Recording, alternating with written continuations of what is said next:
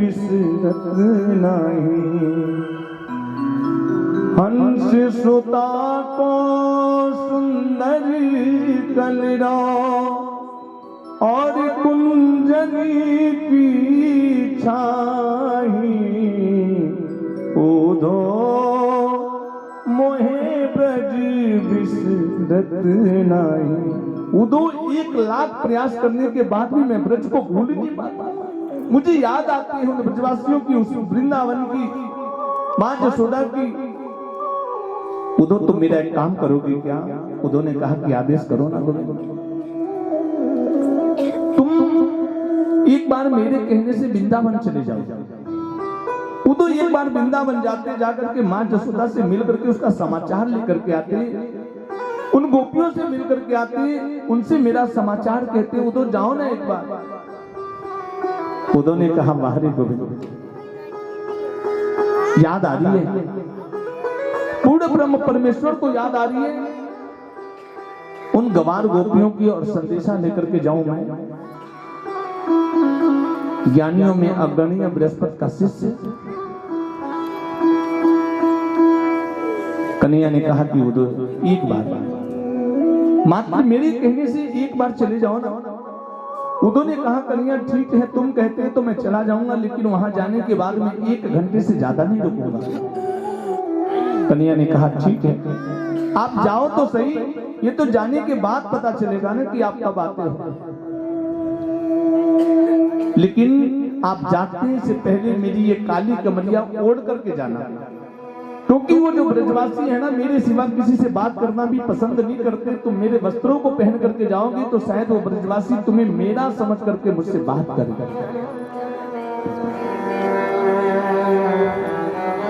कहा घनश्याम ने उदो से वृंदावन जरा जाना, कहा हंस करके उदो ने अभी जाता हूँ वृंदावन, जरा देखूं तो कैसा है वहां अनुराग का बंधन।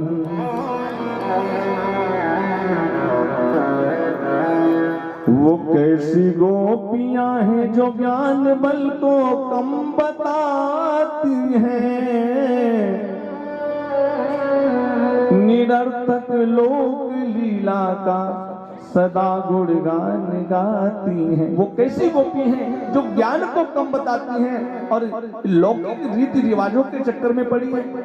उन्हें ज्ञान का पता नहीं है, वो सब गंवार हैं। चलो आप कहते हो तो जाकर के मैं भी तो देखूं उन गंवारों की स्थिति क्या है। जरा मैं भी तो जाकर के वेदांती भाषा में अधक शब्द का निरूपण करूंगा, उनको कुछ समझाने का प्रयास करूंगा। वो गोपियां गान करती हैं और क्या कहती हैं कि निसी दिन बरसत में हमारी, निसी दिन बरसत में हमारी, निसी दिन बरसत में हमारे, सदा रहत पावन ऋतु हम पे, सदा रहत पावन ऋतु हम पे, जब से श्याम सिधारे, इस दिन बरसत नैन हमारी, इस दिन बरसत नैन हमारे।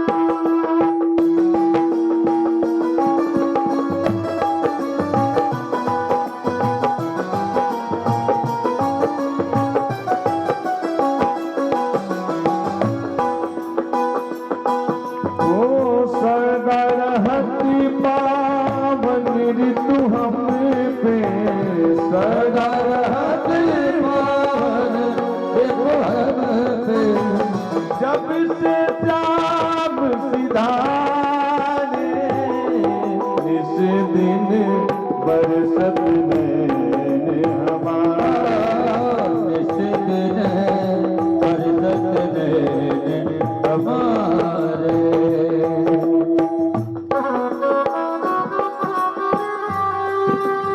क्या बात है, सभी लोग मीठी मीठी ताली बजा दो।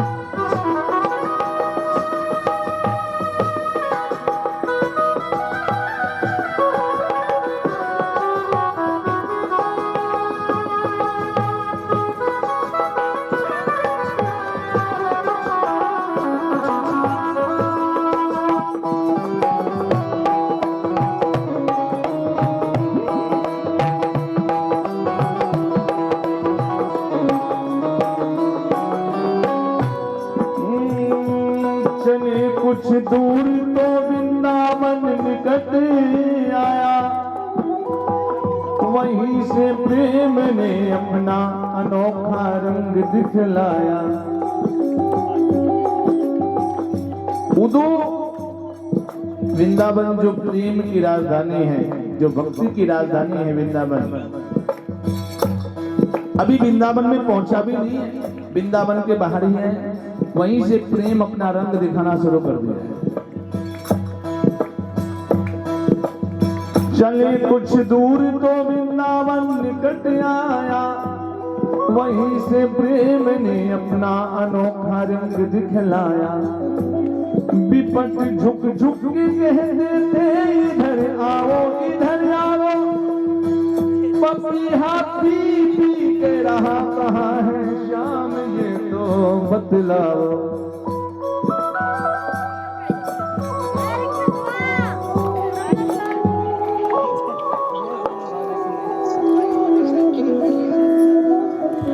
नदी यमुना की धारा शब्द हरि हरि की सुनाती थी, भंवर गुंजार से भी रह कर यही आवाज आती थी। उलझ कर वस्त्र कांटों से लगे ऊधों को समझाने, तुम्हारा ज्ञान पर्दा फाड़ देंगे ये प्रेम दीवाने। उदो कहाँ जा रहे हो? ये प्रेम की नगरी है, यहाँ ये तुम्हारा ज्ञान धरा का धरा रह जाएगा। शायद उदो के वस्त्रों में वृंदावन में जाएंगे ना तो बहुत सारी कटीली झाड़ियां, वो झाड़ियां उनके वस्त्रों में चिपक जाती है। शायद उदो से कहना चाहती है कि उदो कहाँ जा रहे हो, ये तुम्हारा सारा ज्ञान धरा रह जाएगा। भंवर गुंजार से भी रह रह कर यही आवाज आती थी।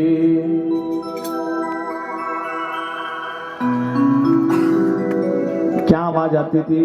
ये जो यमुना है ना, यमुना का जल कलकल करता है, वो हरी हरी कह रहा है।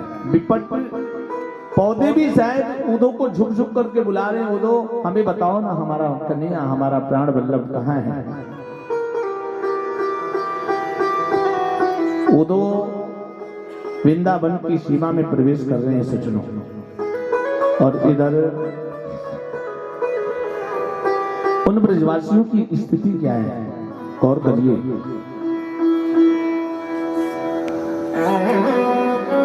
नित्य की भांति जिस दिन से कन्हैया उन्हें छोड़ के गया है ना, रोज प्रातः काल होते ही सभी ब्रजवासी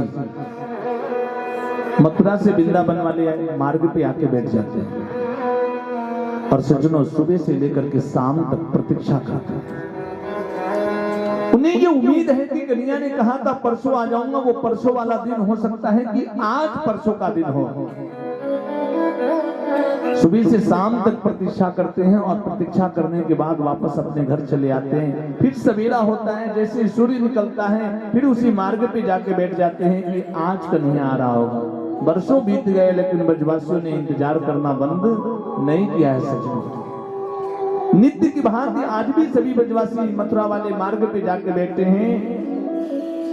इतने में ब्रजवासियों ने एक रथ को आते हुए देखा है मथुरा से। ब्रजवासियों को लगा कि आज हमारा कन्हैया लौट करके आ रहा है। सभी ब्रजवासी उस रथ की तरफ दौड़ पड़े। एक छोटा सा नन्हा सा ब्रजवासी था, वहीं बैठा रह गया। ब्रजवासियों ने कहा, क्यों तुम कन्हैया से मिलने नहीं चलोगे क्या? सज्जनों, व्यक्ति जब किसी से प्रेम करता है ना, तो प्रेम में क्रोध भी आता है, अनुराग भी होता है। उस छोटे से सखा ने जवाब दिया, आने दो कन्हैया को, आने दो उस कन्हैया को। आकर के जब मेरे चरणों में गिर करके मुझसे माफी मांगो और मुझसे कहेगा कि भैया मुझसे बड़ी भारी भूल हो गई, तब जाकर के उससे बात करूंगा, अन्यथा बात भी नहीं करूंगा। और इधर सज्जनों, जैसी रथ रुका ना, सभी ब्रजवासी वहां पहुंचने वाले थे, उसके पहले वो छोटा सखा वहां जाकर के पहले से खड़ा था। ब्रजवासियों ने कहा, गोरी तू तो कह रहा था कि कन्हैया आकर के जब तेरे चरणों में गिर के तो उसे माफी मांगेगा, तब तो उससे बात करेगा। उस ब्रजवासी ने जवाब दिया, ये रूठने मनाने की बातें तो बाद में भी हो जाएंगी, ये रूठने की बातें तो बाद में भी हो जाएंगी। आज वर्षों के बाद मेरा मित्र आ रहा है, पहले उससे गले तो लग लो। जैसी रथ रुका ना, तो चारों तरफ से ब्रजवासी रथ को घेर करके खड़े हो गए, लेकिन रथ में से ऊधो उतर रहे हैं। और ऊधो ने निकलते ही कहा, भैया जय श्री कृष्णा। ब्रजवासियों ने जब ऊधो को देखा ना, नर्वस हो गए कि हमारा गोविंद नहीं, ये तो कोई परदेसी आया है। सभी ब्रजवासी अपना मुंह घुमा करके खड़े हो गए, जानती नहीं ऊधो को, कौन है ऊधो। ऊधो ने कहा, भैया जय श्री कृष्ण, बुरा मत मानो,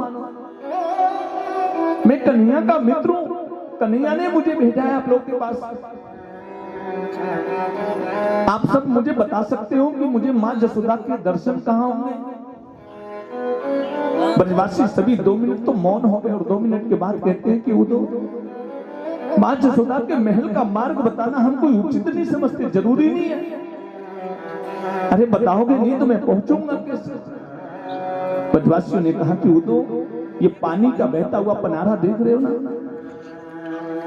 ये बहता हुआ पानी का पनारा देख रहे हो ना, इस पनारी को पकड़ करके चले जाओ और जहां इसका अंत हो जाएगा ना, समझ लेना कि वही मां जसोदा का महल है। क्योंकि ये किसी के घर से बहने वाला पानी नहीं है, मां जसोदा नंद बाबा के नेत्रों से बहने वाले आंसू हैं। हजारों गोपियां किशोरी राधा रानी के नेत्रों से बहने वाले आंसू हैं, जो आज पनारे के रूप में पंडित हो गए हैं। वो तो जाता है और जैसी मां जसोदा के महल में प्रवेश किया है।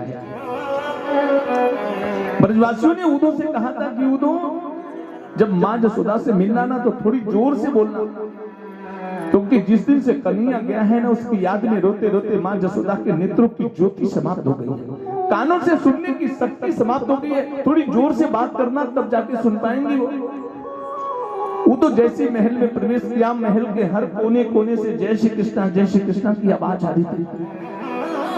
उन्होंने जाकर के मां जसोदा को प्रणाम किया, मियाँ मेरा प्रणाम स्वीकार करो, जय श्री कृष्णा, मैं मथुरा से आया हूँ, कन्हैया ने भेजा है मुझे।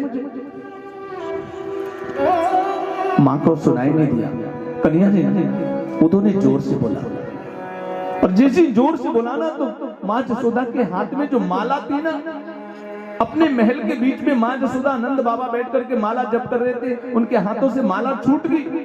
मियां डांट करके ऊधो से कहती, ऊधो इतनी जोर से क्यों बोल रहा है? इतनी जोर से बोलेगा तो मेरा लाल उठ जाएगा। आज बड़ी मुश्किल से मैंने अपनी कन्हैया को अपने पालने में सुलाया है।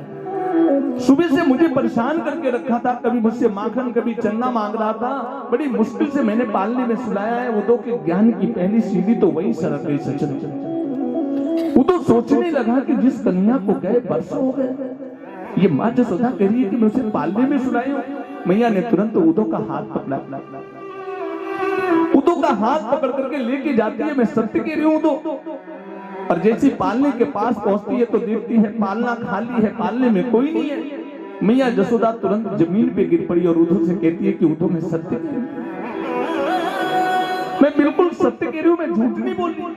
ये वही पालना है जिस पालने में मैं अपने लाल को अपने हाथों से सुलाती थी। आज मेरा गोविंद, आज मेरा कन्हैया मुझे छोड़ करके चला गया। ये मेरा पालना सूना हो गया, मेरा घर सूना हो गया, मेरा आंगन, मेरा संसार सूना हो गया। उधर ये रसोई घर देख रहे हो ना, इस रसोई में जब मैं भोजन बनाती थी तो मेरा कन्हैया दरवाजे पे खड़ा होकर के मुझसे कहता था कि माँ मुझे एक पकौड़ी दो ना।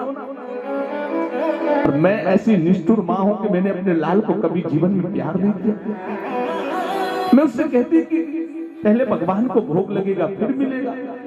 आपको पता है कि मिट्टी की मटकी फोड़ने के लिए मैंने अपने बेटे को खुल से बांध दिया था। मेरा कन्हैया जब मथुरा में इन बातों को याद कर रहा होगा, वो कैसे जीवित रहता होगा। तुम सही बताओ, मेरा कन्हैया ठीक तो है ना? उसे कोई तकलीफ तो नहीं है ना? वो सुख से तो है। उदो रोते रोते मां जसोदा के पैरों को भिगो देते। उदो की ज्ञान की पहली सीढ़ी समाप्त हो गई। पूरी रात बैठ करके मां जसोदा से नंद बाबा से बात करता है, और बात करने के बाद मां जसोदा से जब सुबह विदा लेता है, मैया से पूछता है कि मां मुझे गोपियों के दर्शन कहाँ होंगे? मैया ने बताया है, उदो जब गोपियों के पास जाने लगा ना तो मां के चरणों में प्रणाम नहीं किया। मां जसोदा के चरणों की धूली को लेकर के अपने मस्तक पे लगाया है कि आज मैं धन्य हो गया मां, तेरे चरणों की धूल मेरे मस्तक पे लग गई। खो गया वो ब्रजवासियों की उस भाव में। वो बृहस्पति का शिष्य, ज्ञानियों में अग्रणी उदो आज उस ब्रज के भाव में खो गया सचिन। और गोपियों से जब मिलने जा रहा है ना, तो मन में सोच रहे हैं कि जब मैं मां जसोदा से बात करने के लायक नहीं तो भला उन गोपियों से क्या बात कर पाऊंगा। इसलिए पहले गोपियों की मनोस्थिति का जायजा लो कि वो गोपियां भगवान के बारे में क्या सोचती हैं। आज जहां हजारों गोपियां बैठी हैं, उन गोपियों के बीच में मेरी किशोरी राधा रानी बैठी है, बिल्कुल शांत चित्त, आंखों से अश्रु प्रवाह हो रहे हैं। चेहरे पे कोई श्रृंगार नहीं, कोई बनावटपन नहीं। सारी गोपियां चारों तरफ से खड़ी हैं। एक गोपी ने हाथ जोड़ करके राधा रानी से कहा, हे किशोरी जी मैं प्रणाम करता हूं। आपको बताऊं, आज मुझे कन्हैया के दर्शन हुए थे। आज स्वप्न में मुझे कन्हैया मिला था। मेरे घर तक आया था, मेरे घर आकर के माखन चुरा रहा था, और जैसे मैंने हाथ पकड़ना चाहा ना, इतने में मेरी नींद खुल गई। एक दूसरी सखी ने कहा कि किशोरी जी आज कन्हैया मुझे भी स्वप्न में दिखाई दिया था। मैं स्वप्न में जमुना में जल भरने के लिए गई। कन्हैया ने मेरी माखन, मेरी जल की मटकी को उठा करके मेरे सर पे रखा था। मेरे पीछे पीछे मेरे घर तक आया, और जैसे मैं रुक करके अब उसका हाथ पकड़ना चाहती थी, इतने में मेरी नींद खुल गई। एक तीसरी सखी ने कहा, किशोरी जी आप हमें कभी कुछ बताती नहीं हो। आप हमसे कभी कुछ नहीं बताती हो। हम तो आपको बता रहे हैं, लेकिन आप हमें नहीं बताती हो।